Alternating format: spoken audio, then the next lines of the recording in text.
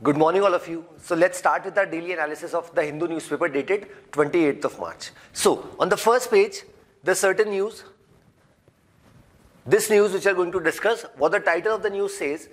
PPF, that means Public Provident Fund, Sukanya Samriddhi, interest rate hike unlikely. So यहाँ पे सबसे पहले हम समझते हैं बेसिकली रेट्स होती क्या है और क्यों यहाँ पर कुछ गवर्नमेंट ऑफिशियल्स का ऐसा मानना है कि इनकी रेट्स आने वाले समय में इतनी नहीं बढ़ने वाली या अभी के लिए तो नहीं बढ़ रही। देखिए, जब से हमने कोविड की सिचुएशन देखी थी तो कोविड में क्या हुआ था कि जो नॉर्मल रेट्स यहाँ पे चल रही थी पब्लिक प्रोविडेंट फंड की या सुकन्या समृद्धि योजना जो लगभग 7.9% पे थी उसको 7.1% कर दिया गया और अभी पिछले कुछ समय में अगर आप देखो तो किसी भी तरीके का एक वापस से इंक्रीज नहीं किया गया even after this post pandemic situation. अब सबसे पहले ये समझते कि बेसिकली ये पीपीएफ सुकन्या समृद्धि योजना ये होता क्या है। बेसिकली आपके पास अगर एडिशनल फंड्स रखें, सेविंग्स रखें तो वो आप कहाँ जमा करा सकते हैं? बैंक्स में जमा करा सकते हैं। तो बैंक्स में आपको सेविंग हो गया या फिर आपकी एफडी हो गई, रिकरिंग डिपॉजिट हो गई, उसके थ्रू आप पैसे जमा करा सकते हो। वैसे ही यहाँ पर गवर्नमेंट भी क्या करती है, अलग अलग इंस्टीट्यूशंस के through post offices, through PSBs that means public sector banks और थ्रू प्राइवेट बैंक्स यहाँ पे क्या करती है, आपके पास अगर पैसा है तो अंडर दी स्कीम जो होती है जिसमें आप पोस्ट ऑफिस की बात करें तो या तो आपके पास 3 ऑप्शन रहते हैं। फर्स्ट इज कि आप पोस्ट ऑफिस में जमा करा सकते हैं, पोस्ट ऑफिस में आप आपका सेविंग अकाउंट ओपन कर सकते हैं, रिकरिंग डिपॉजिट्स करा सकते हैं 1 साल का, 3 साल का, 5 साल का, इवन उससे ज्यादा भी, या फिर आप एफडी टाइप करा सकते हैं इन द पोस्ट ऑफिस। और जनरली इनका रेट ऑफ इंटरेस्ट कंपैरेटिवली जो बैंक के यहाँ पे सेविंग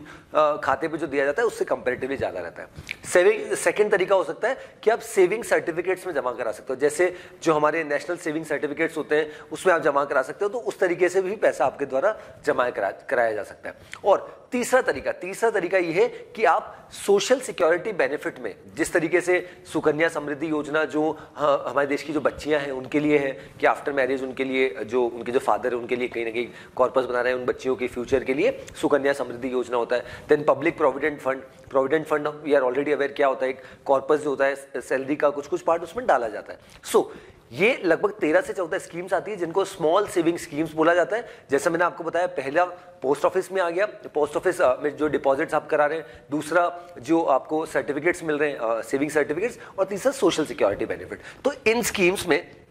यहाँ पे इस पर्टिकुलर न्यूज में बताया कि पिछले कुछ समय से जिस तरीके से हम देख रहे हैं किसी भी तरीके का एक रेट हाइक यहाँ पे नहीं देखने को मिल रहा, और इवन जब हमने कुछ गवर्नमेंट ऑफिशियल से यहाँ पे बात करी तो उनका ऐसा मानना है कि आने वाले समय में इसमें कोई एक बहुत बड़ा उछाल या इंक्रीज देखने को नहीं मिलेगा, ऐसा यहाँ पर इसमें साइट किया गया। बट यहाँ पे अगर हम देखें हमारे देश में India is among those few countries जहाँ पे बहुत ज्यादा यहाँ पे सेविंग्स की जाती है अंडर दीज स्कीम्स। तो इनकी रेट हाइक करना पहले भी हमने देखा, जब इनकी रेट में डिक्रीज किया गया तो काफी लोगों का मानना था कि इसमें इंक्रीज होना चाहिए because after this Covid situation things are getting normal, तो इनमें रेट्स बढ़नी चाहिए। बट यहाँ पे ऐसा नहीं हुआ and in even coming times as well ऐसा नहीं बताया जा रहा है कि इसमें रेट्स आने वाले समय में बढ़ सकती है। So this was about this news that PPF that means public provident fund Sukanya Samriddhi Yojana interest rate hike unlikely. ठीक है, आई होप हमें स्मॉल सेविंग स्कीम्स के बारे में कुछ समझ आया होगा और 3 तरीके की जो होती है वो मैंने आपको तीनों यहाँ पे बता दिया। चलिए आगे बढ़ेंगे, अब सिटी पार्ट को हम स्किप करेंगे, उसके बाद डायरेक्टली स्टेट पेज पे this news which we are going to discuss that is,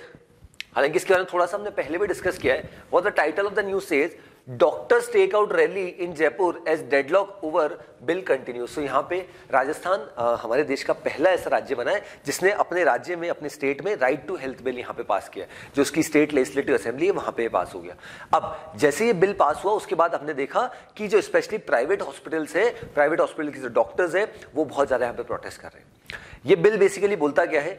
according to this bill, कि अगर कोई भी ऐसा पेशेंट है जो किसी भी हॉस्पिटल में जाता है, प्राइवेट हॉस्पिटल में, तो उससे यहाँ पे पेमेंट नहीं लिया जाए और सबसे पहले उसका मेडिकेशन किया जाए। सो इसको थोड़ा सा रीड करते हैं, उससे हमें और क्लैरिटी आएगी। देखिए क्या राइट प्रोवाइड करता है द राइट, इसको यहाँ पे मैं हाईलाइट कर देता हूँ ताकि आपके लिए पढ़ने में इजी रहेगा क्या पढ़ना है आपको। That is this, the right to health bill gives every resident of Rajasthan the right to emergency treatment care without pre payment of request fee और चार्जेस। दैट मीन्स कभी भी हमारे साथ जैसे कुछ हादसा हो जाता है, किसी के साथ भी कुछ हादसा होता है, तो हॉस्पिटल में, स्पेशली प्राइवेट हॉस्पिटल्स में जब वो जाते हैं तो पहले उन्हें बोला जाता है कि आप कॉर्पस एक फंड जो है, इतना पैसा जो है जो लगेगा ट्रीटमेंट के लिए, उपचार के लिए, वो पैसा यहाँ जमा कराइए। बट अब यहाँ पे राइट टू हेल्थ बिल क्या बोलता है कि वो करवाने की जरूरत नहीं है and prepayment of requisite fees और charges to any health institutions Private hospitals are apprehensive of the government's interference in their functioning following the enforcement of this law. मतलब प्राइवेट हॉस्पिटल्स का ऐसा मानना है कि ये जो हमारी वर्किंग है, हमारी जो ऑटोनॉमी है, हमारी जो पावर है, जिस तरीके से हम काम करते हैं, उसमें यहाँ पर हस्तक्षेप यहाँ पे सरकार करना चाह रही है through this right to health bill जो यहाँ पे राजस्थान स्टेट गवर्नमेंट ने पास किया है। अब यहाँ पे क्या हो रहा है कि बहुत सारे प्राइवेट डॉक्टर्स जो है, प्राइवेट हॉस्पिटल्स के डॉक्टर, प्राइवेट हॉस्पिटल जिसके इंडिविजुअल हॉस्पिटल्स हैं, वो लोग बहुत ज़्यादा इसके लिए प्रोटेस्ट कर रहे हैं और उनको सपोर्ट करने के लिए इवन गवर्नमेंट हॉस्पिटल्स के कुछ डॉक्टर्स, मेडिकल स्टाफ और इवन जो हमारे हेल्थ के प्रोफेशनल जो है, मेडिकल स्टाफ, सारे लोग, इनके जो फैमिली मेंबर्स हैं वो भी यहाँ पे प्रोटेस्ट में आ चुके हैं। As you can in the photograph कि काफ़ी सारे लोग काफ़ी अधिक मात्रा में यहाँ पे प्रोटेस्ट कर रहे हैं against this right to health bill. अब जब यहाँ पे दोनों से मतलब सरकार की ओर से जो चीफ सेक्रेटरी थे उनकी बातचीत हुई, उषा शर्मा जी, और जो यहाँ पे सेक्रेटरी थे जो पूरा ये जो डॉक्टर्स एसोसिएशन है उनके बीच में बातचीत हुई। तो यहाँ पे ऐसा मानना है कि हम बातचीत को तैयार है गवर्नमेंट के द्वारा, बट यहाँ पे जो हेल्थ अथॉरिटीज़ है, गवर्नमेंट ऑफिशियल यहाँ जो डॉक्टर्स है, उनका ऐसा मानना है कि सबसे पहले इस बिल को वापस लिया जाए और फिर हम इस पर बात करेंगे, क्योंकि ये कहीं ना कहीं हमारी जो ऑटोनॉमी है, हमारी जो पावर है, उसको कहीं ना कहीं डिस्टॉर्ट कर रहा है। इसी वजह से हम इसको बिल्कुल ही सपोर्ट नहीं करते और हम चाहते हैं कि ये बिल जल्द से जल्द क्या कर लिया जाए, सरकार के द्वारा फिर से विड्रॉ कर लिया जाए। So this was about this news. So that's why the doctors take out rally in Jaipur, which is the capital city of Rajasthan, as deadlock over bill continues. कौन से बिल की बात हो रही है? Right to health bill. चलिए आगे बढ़ेंगे अब।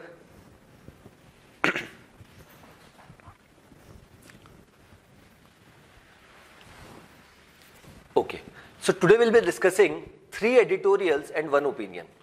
So सबसे पहले फर्स्ट एडिटोरियल को डिस्कस करते हैं। What the title says, Nepal a crucible of fragile coalition. So हमारे देश में एक हमारे देश का ही जो हम टोटल 7 देशों के साथ बाउंड्री शेयर करते हैं, उसी में एक हमारा पड़ोसी देश है, दैट इज नेपाल। किसी भी देश में स्पेशली जिससे हम बॉर्डर शेयर करते हैं, वहाँ पे पॉलिटिकल स्टेबिलिटी होना बहुत ज़रूरी है। और स्पेशली आज की सिचुएशन हम देखें तो सिचुएशन काफ़ी सारे देशों में बहुत ख़राब है, जहाँ पे श्रीलंका की इकोनॉमिक सिचुएशन ख़राब है, पाकिस्तान की इकोनॉमिक सिचुएशन ख़राब है, नेपाल में कोएलिशन गवर्नमेंट है, इसको हम डिस्कस करने वाले, और बाकी देशों की बात करें, चाइना की भी स्थिति अगर ऐसे देखा जाए तो खराबी, और म्यांमार में मिलिट्री को रखा है। तो ये एक छोटा सा एग्जाम्पल था। अब यहाँ पे आते हैं इस न्यूज़ में, इस एडिटोरियल में। यहाँ पर ऑथर का ऐसा मानना है कि अगर हम आज की स्थिति नेपाल की देखें तो नेपाल में फिर से अभी जो कोएलिशन गवर्नमेंट आई है, और उस कोएलिशन गवर्नमेंट को आए हुए लगभग 2 से ढाई महीने हुए, और उसमें 2 बार उन्होंने नो कॉन्फिडेंस मोशन यहाँ पर आ चुका है। दैट मीन्स 10 जनवरी और मार्च 20 को यहाँ पर 2 बार नो कॉन्फिडेंस मोशन आया। किसके खिलाफ? जो अभी सरकार यहाँ पे चल रही, दैट इज जो पुष्प कुमार दहल प्रचंडा जी जो है वो सरकार चला रहे हैं इन coalition with KP Sharma Oli, जो दोनों की यहाँ पर लेफ्टिस्ट पार्टी है, कम्युनिस्ट पार्टी है, और जिन्होंने चुनाव अलग से लड़ा था, एक दूसरे के खिलाफ लड़ा था। लेकिन जैसे ही यहाँ पर फिर से जो रिजल्ट्स यहाँ पे आते हैं, उसके बाद क्योंकि सबकी मंशा थी कि प्राइम मिनिस्टर बनना, सबसे बड़ी पोस्ट यहाँ पे लेना, तो उसी को यहाँ पे हाईलाइट किया गया। अब यहाँ पे ऑथर ने और क्या बात करी, स्पेशली आज की स्थिति यहाँ पर नेपाल की जो गवर्नमेंट है, जो पूरी हाउस है, उसकी स्थिति ये कि जो पार्टी जिसकी सबसे ज्यादा सीट्स है, नेपाली कांग्रेस, वो यहाँ पे अपोजिशन में है, और बाकी पार्टी जिनकी कम सीट्स है, दैट मीन्स जिस कह सकते हैं लेजिस्लेटर की, जिस पॉलिटिकल पार्टी की 32 सीट्स है आउट ऑफ 275, वो यहाँ पे आज देश के प्रधानमंत्री। अब यहाँ पे ऑथर का ऐसा मानना है कि पॉलिटिकल इंस्टेबिलिटी आज की बात नहीं, हमेशा से हम देख रहे हैं कि नेपाल में हमेशा से रही है, and this is not the first time कि ऐसा हमने देखा है, क्योंकि पिछली बार भी जब यहाँ पे सरकार थी तब भी क्या हुआ था कि 2.5 साल के लिए केपी शर्मा ओली जी बोल रहे थे हमें प्रधानमंत्री बनना है, और बाद में 2.5 साल के लिए प्रचंडा जी बनना चाहते थे, बट केपी शर्मा ओली जी ने अपना जो पदभार है वो छोड़ा ही नहीं। इस बार भी क्या हुआ, जैसे यहाँ पर रिजल्ट आए तो केपी शर्मा ओली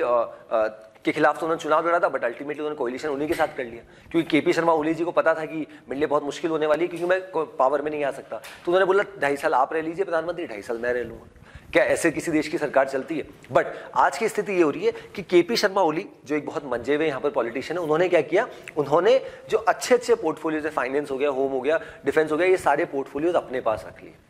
और अब यहाँ पे इशू क्या आ गया, स्पेशली जब प्रेसिडेंशियल इलेक्शंस यहाँ पर आए, तब यहाँ पे केपी शर्मा ओली जी की पार्टी ने कहीं ना कहीं बैकआउट कर लिया, और तब यहाँ पे नेपाली कांग्रेस यहाँ पे आई, और अब यहाँ पे जो प्रचंडा जी जो है, जो यहाँ पे प्राइम मिनिस्टर है, उनके लिए बहुत मुश्किल हो रहा है कि जो उनके साथ जो पूरी पार्टीज है, केवल टोटल 7 पार्टीज है जिनके साथ में कोएलिशन में वो सरकार यहाँ पे चला रहे हैं।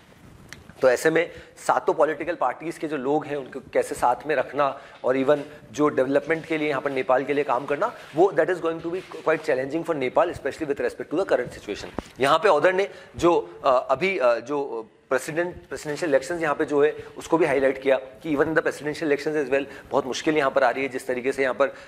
जो कह सकते हैं केपी शर्मा ओली जी की पार्टी वो कहीं ना कहीं सपोर्ट नहीं कर रही, इवन दो कोalition उनके साथ है, और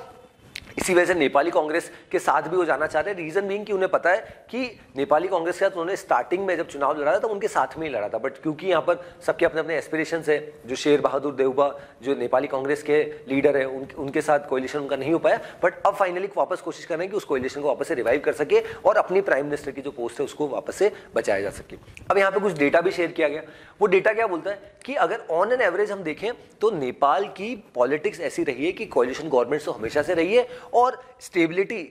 ऐसी रही है कि 1951 के आज दिन तक हम देखें कोई भी प्राइम मिनिस्टर ने अपना जो टेन्योर है वो पूरा नहीं किया और कुछ ना कुछ इश्यूज आ ही जाते हैं। और ऑन एन एवरेज भी यहाँ पे कुछ निकाला जाए कि कोई प्राइम मिनिस्टर अगर चुना जाता है तो कितना समय वो प्राइम मिनिस्टर रहता है या पावर में रहता है, वो भी लगभग बहुत कम समय, साल भर सवा साल का समय यहाँ पे बताया गया।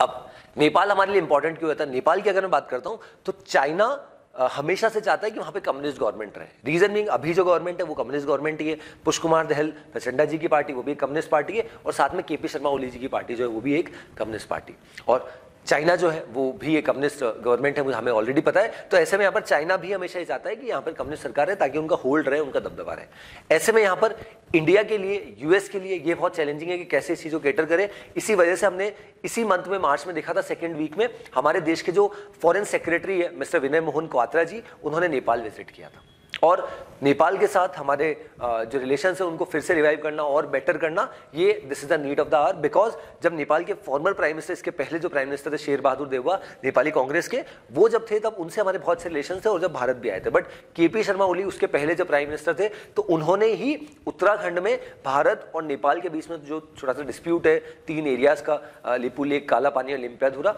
उसको वह फिर से रेज किया था। तो ऐसे में हमारे पड़ोसी देश में जिस तरीके से मैंने एडिटोरियल की शुरुआत करी, जो मैंने बताया कि पॉलिटिकल स्टेबिलिटी होना बहुत जरूरी है, अब नेपाल जैसे देश में जिस तरीके की स्थिति यहाँ पर हो रही है तो ऐसे में हमारे लिए बहुत चैलेंजिंग है कैसे हम इस चीज़ को के ऊपर काम करें। तो यहाँ पे लिखा भी किस तरीके से India foreign secretary Vinay Mohan Kwatra to Nepal in the second week of March, जो अभी यहाँ पे गए थे। अब यहाँ पे शॉर्ट लिव्ड गवर्नमेंट, उसी का डेटा शेयर किया गया कि नेपाल में कोलिशंस बहुत होता है और उसी के साथ साथ जो पॉलिटिकल पार्टीज है सबके अपने अपने एस्पिरेशंस। कभी लगता है कि कुछ पॉलिटिकल पार्टीज इनकी 2 सीट से 5 सीट है वो बैकआउट कर देते हैं या फिर से सरकार में आ जाते हैं। तो इस तरीके से जो चीज़ें हैं वो नेपाल में हमेशा से रही है नेपाली पॉलिटिक्स में। इसी के साथ साथ जो ओवरऑल टेन्योर रहा है और किस तरीके से प्रचंडा जी का जो एस्पिरेशन था मुझे 3rd टाइम प्राइम मिनिस्टर बनना है, कोलिशन गवर्नमेंट में चलाऊंगा, और उसको यहाँ पर चलाया जा रहा है। बट उनके जो पूरा टेन्योर रहा है अभी तक का, that the path which he is following is not at all easy, and आने वाले समय में जो उनके लिए चैलेंजेस है वो और ज्यादा यहाँ पे बढ़ सकते हैं, उसको भी यहाँ पे ऑथर ने हाईलाइट किया। तो यहाँ पे पूरा नेपाल की जो पॉलिटिक्स यहाँ पे चल रही है, स्पेशली विद रेस्पेक्ट टू जो कोलिशन यहाँ पर हुआ, no confidence motion, presidential election, सभी चीजों को हाईलाइट करते हुए चाइना, इंडिया, यूएस, इनका क्या रोल रहा है नेपाल की गवर्नमेंट में, नेपाल से रिलेशन, नेपाल के साथ रिलेशन को बेटर करना, उन सब चीजों को भी यहाँ पे हाईलाइट किया है। चलिए आगे बढ़ते हैं। देन फर्स्ट ओपिनियन, चाइना और ताइवान के रिलेशंस के बारे में थोड़ा सा पढ़ते हैं। यहाँ पे ऑथर ने क्या बोला है, dwindling allies, Taiwan is facing pressure as China's relation with the US deteriorate. अभी यहाँ पे क्या हुआ है, this is a country by the name of Honduras. Honduras ने क्या किया है, हॉन्डुरस ने भी एक ऐसा यहाँ पे कहीं ना कहीं अपनी मंशा जाहिर करी है कि वो अब चाइना को यहाँ पर सपोर्ट करते हैं और ताइवान के साथ कहीं ना कहीं जो उनके रिलेशंस थे उनको कहीं ना कहीं ब्रेक खत्म किया है। और यहाँ पे ताइवानीज अथॉरिटीज का, गवर्नमेंट का ऐसा मानना है कि हॉन्डुरस ने एक अच्छा खासा पैसा यहाँ पर लिया है और जो यहाँ के लीडर्स हैं ताकि उनकी इकोनॉमी को ध्यान में रखते हुए, और इसी वजह से यहाँ पे उन्होंने ताइवान के साथ रिलेशन खराब कर दिए। चाइना और ताइवान की बात करें, चाइना ताइवान को हमेशा से ही अपनी टेरिटरी मानता है। कितनी बार सिविलियन एयर स्पेस का वायलेशन उसने किया है और कितनी ही बार कुछ ना कुछ हमने देखा ऐसे अलग अलग तरीके के स्टेटमेंट यहाँ पे चाइनीज ऑफिशियल्स के द्वारा, चाइनीज गवर्नमेंट्स के द्वारा दिए जाते हैं कि ताइवान तो हमारी टेरिटरी। और यहाँ पे यूएस हमेशा से ताइवान को सपोर्ट करता है और अब जिन देशों के साथ, देयर आर नियरली 12 कंट्रीज इनके डिप्लोमेटिक टाइज है ताइवान के, वो भी धीरे धीरे कम होते जा रहे हैं। और चाइना जिस तरीके से यहाँ पर अपना इन्फ्लुएंस बढ़ा रहा है, स्पेशली ताइवानीज टेरिटरी में, जैसे मैंने आपको बताया, तो वो अपने आप में एक बहुत बड़ा चैलेंज है। ये जो इशू था, इसमें यहाँ पर यूएस भले ही यहाँ पर बहुत ज़्यादा यहाँ पर कहीं ना कहीं अपना हस्तक्षेप कर रहा है, बट उसमें भी यहाँ पर चाइना ने कहीं ना कहीं यूएस को क्लियर सिग्नल दे दिया था कि अगर यूएस यहाँ पे ताइवान में बार बार हस्तक्षेप कर रहा है, then it is playing with fire. ये क्लियर सिग्नल था कि आप आपका काम करिए। यूएस को यहाँ पर चाइना ने क्लियर निर्देश दिया था, और अगर आप हमारे काम में बीच में करेंगे तो आपके लिए भी मुश्किल यहाँ पर हो सकती है। ये बहुत क्लियर बोल्ड स्टेटमेंट दिया गया था। ऐसा स्टेटमेंट क्यों दिया गया था? क्योंकि इसके पहले हमने देखा था कि यूएस की जो स्पीकर थी हाउस की, दैट इज नैन्सी पेलोसी, उन्होंने जब यहाँ पर ताइवान विजिट किया था तो उसके बाद ये पूरा इशू जो है बहुत ज्यादा यहाँ पर बढ़ गया था। तब उनको मना भी किया गया था, और तब ऐसा भी माना जाता हो सकता है जिस तरीके से रशिया ने यूक्रेन पर अटैक किया, चाइना भी ताइवान पर अटैक कर दे। इसी वजह से बहुत सारे हम कह सकते हैं मिलिट्री फाइटर जेट्स वो सब उनकी वहाँ पे ताइवान की एयर स्पेस में यहाँ पे चाइना के द्वारा किए गए। तो उन सबसे क्लियर सिग्नल यहाँ पर मिला कि ताइवान के प्रति चाइना बहुत क्लियर है कि ताइवान जो है वो चाइना की ही टेरिटरी है, और उस चीज को ताइवान भी मना करता है हमेशा से, और इवन दूसरी countries including US and other western powers वो भी उसको मना करते हैं। बट यहाँ पे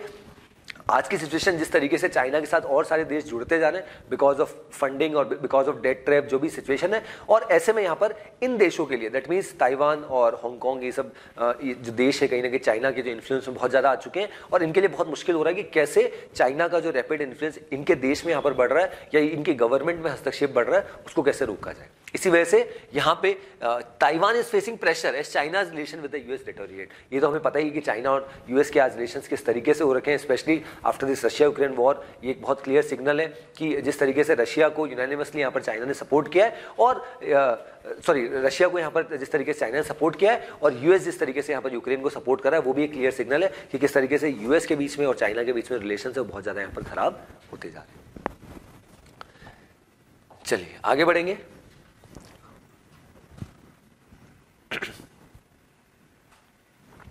Then another editorial, so title of the editorial says a shared G20 vision for the ocean commons. So यहाँ पे ऑथर ने बात की है कि जिस तरीके से भारत अभी G20 का प्रेसिडेंट है, तो भारत के लिए बहुत सारी अपॉर्चुनिटीज़ है, और उन अपॉर्चुनिटीज़ को भारत बहुत अच्छे से यहाँ पे कैपिटलाइज भी कर रहा है। तो ऐसे में यहाँ पर ऑथर ने एक और रीजन जो है या एक और पॉइंट जो है उसको यहाँ पर हाईलाइट किया, दैट इज ओशियन। यहाँ पे ऑथर ने जो हमारे गवर्नमेंट के द्वारा अलग अलग स्कीम चला रखी है, ब्लू इकोनॉमी के द्वारा, या और भी बहुत सारी जितनी भी स्कीम्स यहाँ पर चलाई जा रही है थ्रू ओशियंस, उनको यहाँ पर ऑथर ने हाईलाइट किया कि वो भी एक बहुत बड़ा यहाँ पर कहीं ना कहीं हमारे लिए एक कहीं ना कहीं प्लेटफॉर्म हो सकता है कि उससे इंडिया अपनी जो वॉइस है या अपनी जो ग्लोबल पावर है वो यहाँ पे कहीं ना कहीं दर्शाए। तो ऐसे में यहाँ पर ऑथर ने बहुत सारी चीजें बताई है किस तरीके से G20 कंट्रीज को अगर हम कंपेयर करें तो 45% ऑफ द वर्ल्ड की कोस्ट लाइन उसमें आती है, 21% of the exclusive economic zone उसमें आते हैं। तो ऑथर ने यहाँ पर बोला कि एक बहुत बड़ा यहाँ पर चैलेंज हमारे लिए होने वाला है और बहुत बड़ा इनिशिएटिव हम ले रहे हैं, जिस तरीके से ऑनरेबल प्राइम मिनिस्टर ने भी बार बार जो ओशियंस है उनको एक बहुत बड़ा यहाँ पर कॉन्ट्रीब्यूटिंग फैक्टर यहाँ पे बताया। अब यहाँ पे कुछ स्कीम की अगर बात करें, डीप ओशियन मिशन की यहाँ पर बात की, सागर मंथन की बात करी, ब्लू रिवोल्यूशन की बात करी, प्रधानमंत्री मत्स्य संपदा योजना की बात करी। तो ये सब स्कीम्स यहाँ पे अलग अलग समय में हमने देखा था गवर्नमेंट ने यहाँ पर इनिशिएट करी, और ये सब स्कीम्स के तहत यहाँ पे जो हमारे ओशियंस, फिशरीज, मराइन्स, उसको यहाँ पे और बेटर तरीके से उनके लिए काम किया जा रहा है। हो सकता है जो लोग फिशरमैन से वहाँ पे रह रहे हैं या जो फिशरीज के लिए, वाटर्स के लिए, उसमें और कैसे हम बेटर कर सके उसके लिए यहाँ पर काम किया जा रहा है। देन यहाँ पे ऑथर ने G20 की बात करी कि G20 में जिस तरीके से अभी पिछले कुछ समय से हमने सिंगल यूज प्लास्टिक के लिए बहुत अच्छा काम किया और उसके ऊपर काफी हद तक यहाँ पर बैन लगाया, और इवन जो अदर एनवायरमेंटल फैक्टर्स यहाँ पे हम फेस कर रहे हैं उसके लिए भी इंडिया यहाँ पर बहुत क्रिटिकली यहाँ पर काम कर रहा है। तो ऑथर का ऐसा मानना है कि G20 का दो वी आर प्रेसिडेंट, तो हमारे लिए एक बहुत अच्छी अपॉर्चुनिटी कि बहुत बड़े बड़े यहाँ पर देश है, 19 countries plus European union is a part, तो हमारे लिए एक बहुत बड़ा प्लेटफॉर्म है कि किस तरीके से हम इसको कहीं ना कहीं कैपिटलाइज करें, और आने वाले समय में जो हमारी कोस्ट लाइन्स हो गई या इतने मिशन हमने चला रखे हैं, blue economy, deep ocean mission और प्रधानमंत्री मत्स्य संपदा योजना, इन स्कीम्स के थ्रू हम और एक बेटरमेंट के लिए यहाँ पर G20 को फोकस बना के हमारे इस सेक्टर में बहुत अच्छे से यहाँ पे काम कर सकते हैं, ऐसा ऑथर ने यहाँ पर बताया। और इसी के साथ साथ एन इंपॉर्टेंट रोल में ऑथर ने हाईलाइट किया है कि हमारे पास बहुत सारी चीजें किस तरीके से हम कहीं ना कहीं पब्लिक प्राइवेट पार्टनरशिप यहाँ पे कर सकते हैं, जहाँ पे प्राइवेट सेक्टर को भी यहाँ पे इनिशिएशन यहाँ पे दिया जा सकता है, और यहाँ पे हम क्या कर सकते हैं, ब्लू फाइनेंस मैकेनिज्म कर सकते हैं, इवन कुछ नेशनल फ्रेमवर्क्स यहाँ पे बना सकते हैं सकते हैं, यहाँ पे जो डेवलप्ड कंट्रीज है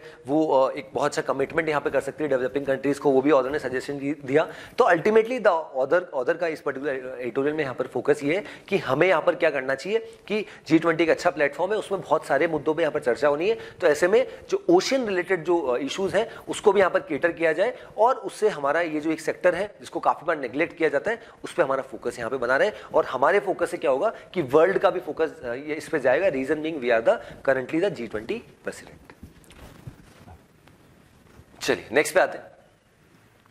what explains India's poor COVID-19 booster coverage? The fact that a significant share of health workers choose not to get the booster dose hints at complacency. तो पिछले कुछ समय से अगर हम हमारे देश में देखें तो कंटिन्यूस बेसिस पे कोविड के केसेस बढ़ रहे हैं। तो कोविड के केसेस बढ़ रहे हैं, इसी वजह से हमने हमारे देश में बूस्टर डोज जो है, बूस्टर डोज दैट मीन्स बाकी जगह उसको बूस्टर डोज बोला जाता है, बट हमारे देश में उसको प्रिकॉशनरी डोज बोल रहे हैं। तो हमने कुछ समय पहले न्यूज़पेपर में भी डिस्कस किया था कि बाकी जो है फर्स्ट डोज सेकेंड डोज वो हमारे देश में बहुत अच्छे से चला, बट जो बूस्टर डोज है प्रिकॉशनरी डोज जो है उसका जो परसेंटेज है वो केवल 27% है, 27% है। और इवन जो टॉप 100 कंट्रीज है अगर उसमें भी हम देखें तो इंडिया इज रैंक्ड एट 68, जिसमें हमने कैसे दिखाया तो 68 रैंक है, दैट मीन्स हमने बहुत कम यहाँ पे जो बूस्टर डोज है प्रिकॉशनरी डोज है वो हमारे देश में लगाए। तो ऐसे में अगर जिस तरीके से पिछले कुछ समय से कोविड के केसेस हमारे यहाँ पे बढ़ रहे हैं तो यहाँ पे सबसे बड़ा पहले तो यहाँ पर जो हेल्थ केयर ऑफिशियल्स हैं उनको यहाँ पर और ज्यादा बढ़ चढ़ के हिस्से लेने की आवश्यकता है। और काफी सारे हेल्थ केयर ऑफिशियल्स ने भी अभी तक बूस्टर डोज नहीं लगाया, तो सबसे पहले तो वो प्लस साथ में गवर्नमेंट को जिस तरीके से पिछले कुछ समय से चल रहा है कि स्टेट्स और यूनियन टेरिटरीज को यहाँ पर बार बार बोला जा रहा है कि आप आपके रेस्पेक्टिव स्टेट्स और यूनियन टेरिटरीज में पूरा मॉक ड्रिल करें। मॉक ड्रिल की डेट्स भी हमने देख ली है कि किस तरीके से पूरा 10th and 11th of April को पूरा मॉक ड्रिल किया जाएगा कि क्या सिचुएशन है हमारी अगर कोविड के केसेस फिर से बढ़ते हैं। लेकिन यहाँ पे इस पर्टिकुलर एडिटोरियल में बताया कि हमें यहाँ पर बूस्टर डोज के लिए प्रति बहुत सजग होना चाहिए। और इवन जिस तरीके से केसेस बढ़ रहे हैं तो अगर कोई पर्सन इन्फेक्टेड है तो जीनोम सीक्वेंसिंग तो करानी ही है, उसी के साथ साथ यहाँ पे बूस्टर डोज पे भी ध्यान दिया जाए by the government and by the individual citizen as well in their individual capacity. तो कुछ डेटाज भी यहाँ पर शेयर किए गए कि फर्स्ट डोज की बात की जाए, सेकंड डोज की बात की जाए, और इवन कुछ देश ऐसे जो बूस्टर डोज पे बहुत अच्छा काम कर रहे हैं, बट हमारे देश की स्थिति अगर हम देखें तो बूस्टर डोज इतने अच्छे से हमारे देश में यहाँ पर नहीं हुआ है।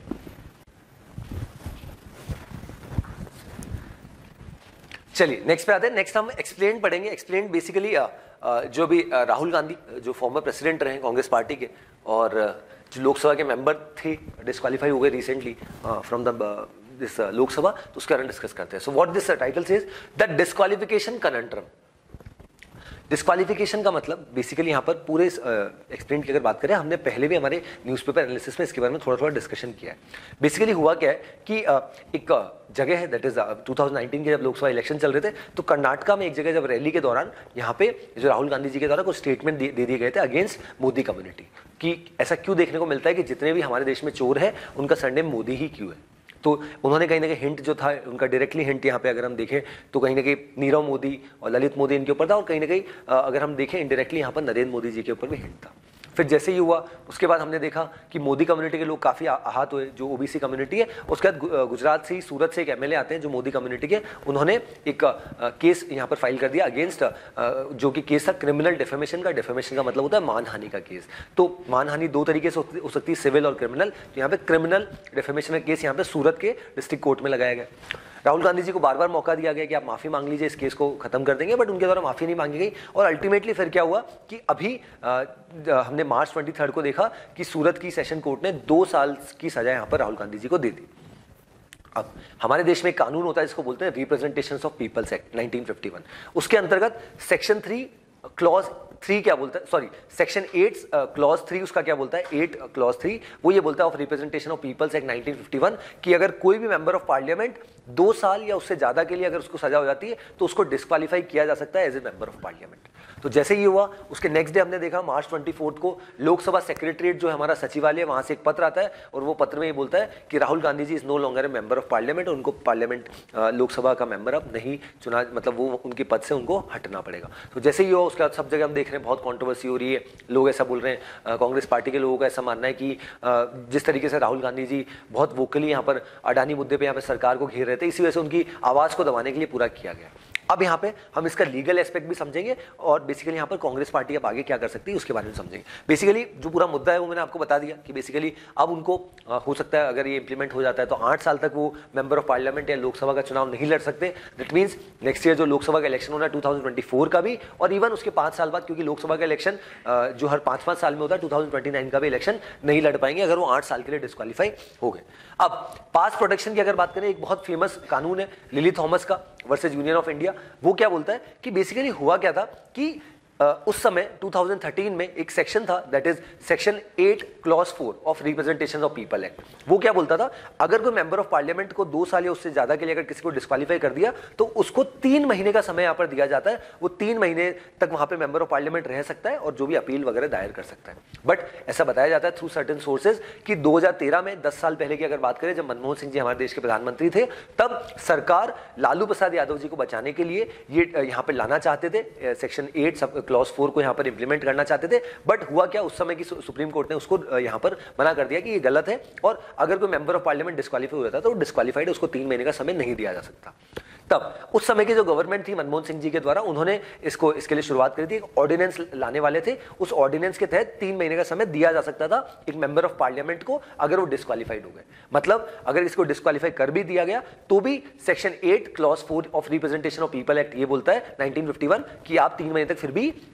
सांसद रह सकते हो। लेकिन उस समय ऐसा बताया जाता है कि हमारे देश के जो अभी जिनको यहाँ पर हटा दिया गया, राहुल गांधी जी जो फॉर्मर कांग्रेस के प्रेसिडेंट है, उन्होंने ही, काफी लोगों ने जिन्होंने इस ऑर्डिनेंस को फाड़ा था उसमें ये भी एक पर्सन थे जिन्होंने उस ऑर्डिनेंस को फाड़ दिया था। तो अगर आज हमारे देश में अगर वो ऑर्डिनेंस होता तो उसकी वजह से आज मेंबर ऑफ पार्लियामेंट रहते, बट क्योंकि वो ऑर्डिनेंस उनके द्वारा ही फाड़ा गया, ऐसे काफी सारे सोर्सेज बताते, तो इस वजह से ही is no longer a member of parliament. So अब यहाँ पे कांग्रेस पार्टी के लिए क्या है, देखिए कांग्रेस पार्टी की अगर करंट सिचुएशन देखें, उनका क्या मानना है कि यहाँ पे बहुत जल्दी इस पर डिसीजन ले लिया गया। और यहाँ पे हमने कल भी कुछ एक्सप्लेन में यहाँ पर डिस्कस किया एडिटोरियल में कि ऑनरेबल प्रेसिडेंट को भी इसमें हस्तक्षेप करना चाहिए था। और इतना फास्ट डिसीजन कैसे आ गया कि एक दिन पहले तो 2 साल की सजा हुई, उसके नेक्स्ट डे ऐसा हो गया। क्या ऐसा पहली बार हुआ? नहीं, पहले तो हमने देखा ऐसे बहुत सारे लोगों को सजा हो जाती, बट बहुत समय तक उनकी सदस्यता रहती थी। बट यहाँ पे एकदम से जिस हेस्ट में, जिस जल्दबाजी में यहाँ पे डिसीजन लिया गया, वो क्लियरली एक सिग्नल है कि यहाँ पे कांग्रेस पार्टी का ऐसा मानना है कि राहुल गांधी जी जिस तरीके से वोकल है अगेंस्ट बीजेपी, इसी वजह से बीजेपी में एक डर का माहौल है अगेंस्ट राहुल गांधी। तो उसके बाद ये सिचुएशन है। अब सोल्यूशंस क्या क्या है उसको भी थोड़ा देखते हैं।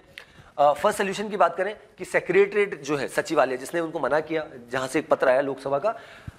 Should give effect to the order of stay, वो एक ऑर्डर ऑफ स्टे यहाँ पे ला सकते हैं और वो डेफिनेटली यहाँ पर कांग्रेस पार्टी के द्वारा किया जाएगा। और उसी के साथ साथ क्या किया जा सकता है कि वेट एंड वॉच वाली सिचुएशन कि हाई कोर्ट में या सुप्रीम कोर्ट में जो भी है यहाँ पे हम अपील दायर करें, बट अल्टीमेटली यहाँ पर article 192 of the Indian constitution की बात करी। बट यहाँ पे करंट सिचुएशन ये है कि राहुल गांधी जी को डिस्क्वालीफाई कर दिया है from being a member of parliament, and in coming times already Congress party के द्वारा इसको बता दिया गया कि हम इसके लिए जो भी अपील है उसके डेफिनेटली फाइल करेंगे और राहुल गांधी जी का जो डिस्क्वालिफिकेशन उसको रद्द कराएंगे। चलिए आगे बढ़ते। Okay, so next news about Amritpal Singh. Nepal on high alert as India says Amritpal crossed border. So Amritpal Singh वाली कंट्रोवर्सी हमने ऑलरेडी डिस्कस करी। बेसिकली हुआ क्या, अमृतपाल सिंह के खिलाफ एनएस एक्ट के तहत जो नेशनल सिक्योरिटी एक्ट है उसके तहत उसको पकड़ा जा रहा है। बट बेसिकली वो बार बार अलग जगह से अलग सीसीटीवी फुटेज हम देख रहे हैं कि वो अलग जगह से भाग रहा है। अब यहाँ पे इंडियन एजेंसीज को ये इंटेल है कि वो नेपाल चले गया, इसी वजह से हमारे यहाँ से जो कुछ अथॉरिटीज है, कुछ ऑफिशियल्स है, वो ऑलरेडी नेपाल गए और जल्द से जल्द कोशिश की जा रही है कि उसको पकड़ा जाए। अदरवाइज उसको फिर से भारत लाना बहुत बड़ा चैलेंज हमारे देश के लिए हो सकता है। इसी वजह से यहाँ पे Nepal on high alert as India says Amritpal cross border. जो हमारे जो ऑफिशियल्स हैं उन्होंने, जो फॉरेन मिनिस्टर है विनय मोहन क्वात्रा, उन्होंने नेपाली उनके काउंटर पार्ट से ऑलरेडी बात की है कि जल्द से जल्द ये पर्सन जो है, ये हमें इंटेल मिला है कि नेपाल जो इंडियन बॉर्डर क्रॉस करके नेपाल में आया, अब इसके खिलाफ तुरंत कार्रवाई की जाए और उसको जल्द से जल्द वहाँ पे पकड़ा जाए। इसीलिए हमारे इंडियन ऑफिशियल्स भी वहाँ पे गए। बट करंट की सिचुएशन अगर हम देखें तो अमृतपाल सिंह के सपोर्ट में काफी सारे लोग भी आए हैं, क्योंकि वो ऑलरेडी वारिस पंजाब दे, जिसका पहले जो दीप सिद्धू जिसकी डेथ हो चुकी है, वो ऑलरेडी इसका हेड था। अब यहाँ पे अमृतपाल सिंह इसका हेड बन चुका है। तो इसके जो काफी सपोर्टर्स है, एज यू कैन सी कि यहाँ पे गोल्डन टेम्पल पे काफी सारे लोग प्रोटेस्ट कर रहे थे कि अमृतपाल सिंह के साथ जो हो रहा है वो गलत हो रहा है, जबरदस्ती उसके ऊपर एनएसए एक्ट लगाए जा रहे हैं। वो तो पंजाब में जो लोग रह रहे हैं, वो जो बच्चे ड्रग्स में आ चुके हैं उनको निकाल रहा है। बट जो सिचुएशन है पूरी उलट है, उसके ऊपर क्या क्या केसेस लगाए कि गन कल्चर को बढ़ावा दे रहा था अमृतपाल सिंह। उसी के साथ साथ जो ड्रग्स है उसमें काफी सारे बच्चों को यहाँ पर बहुत ज्यादा यहाँ पर ड्रग्स की तरफ यहाँ पे धकेल रहा था। तो ये सब कानूनों के तहत ही यहाँ पे जो नेशनल सिक्योरिटी एक्ट हमारे देश में, उसके अंतर्गत अमृतपाल सिंह को यहाँ पर इंडियन गवर्नमेंट, इंडियन पुलिस यहाँ पे पकड़ रही है। Then amid protest finance bill approved by both the houses. अभी हम देख रहे थे लोकसभा और राज्यसभा की बात करें, दोनों अभी यहाँ पे सेशन चल रहा है, बट यहाँ पे सबसे बड़ी समस्या यहाँ पर ये आ रही है इन सेशन के बीच में कि जो राहुल गांधी जी वाला मुद्दा है अगेंस्ट डिस्क्वालिफिकेशन, उसकी वजह से ना लोकसभा चल पा रही ना राज्यसभा चल पा रही। बट फिर भी कल जो थोड़ा बहुत समय यहाँ पर काम हो सका, उसमें क्या हुआ कि जो हमारे देश का जो फाइनेंस बिल है वो यहाँ पे प्रेजेंट किया गया और उसमें जो है काफी सारे चेंजेस थे और उसमें अल्टीमेटली लोकसभा राज्यसभा दोनों हाउसेज के द्वारा, लोअर हाउस ऑफ पार्लियामेंट और अपर हाउस ऑफ पार्लियामेंट के द्वारा इसको पास कर दिया गया। The next news, EPFO, that is Employment Provident Fund Organization, says it has no direct investment in individual stocks। तो इसके बारे में कल फर्स्ट पेज पे हमने देखा भी था, हालांकि डिस्कस नहीं किया था, बट बेसिकली यहाँ पर ये क्या बोल रहा है कि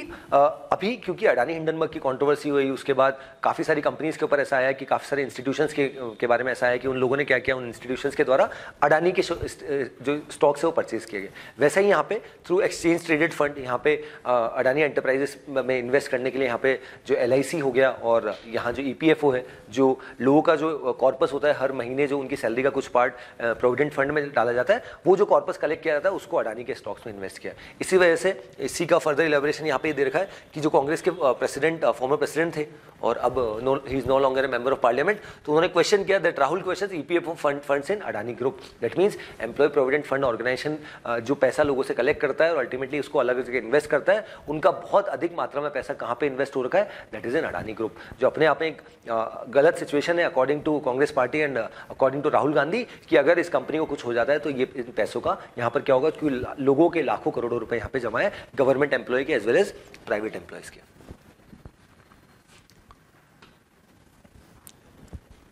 okay,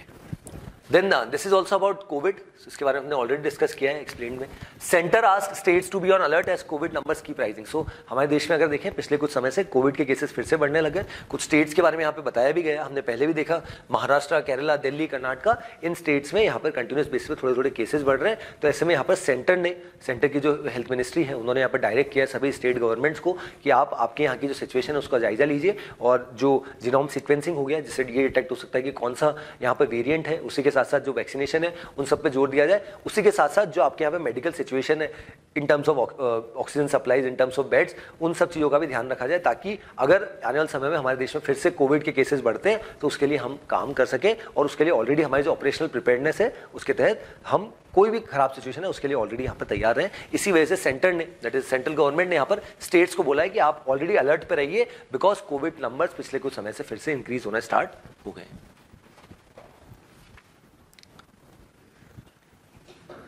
okay, next news, under pressure from protesters Netanyahu to delay judicial overhaul. So यहाँ पे जिस तरीके से अभी हमने नेपाल की पॉलिटिकल इंस्टेबिलिटी देखी वैसी ही कुछ सिचुएशन यहाँ पे